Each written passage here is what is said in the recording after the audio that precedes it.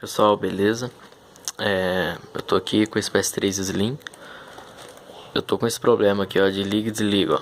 Liga, desliga, liga, desliga. Aí ele fica piscando, ó. Aí ele, quer ver, ó, foca. Deixa eu focar. Aí ele fica piscando.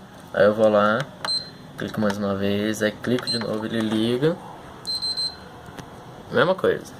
E fica assim, ó.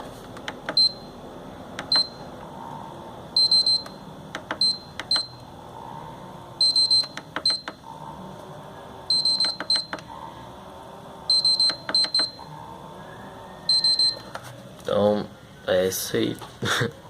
Já vi vários aí tutoriais no YouTube, já tentei fazer o que pude. Dar porrada, fazer qualquer coisa. Trocar a fonte.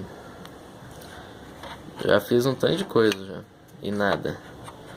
Bom, se você souber de alguma coisa aí, se puder me ajudar, valeu. Até mais aí.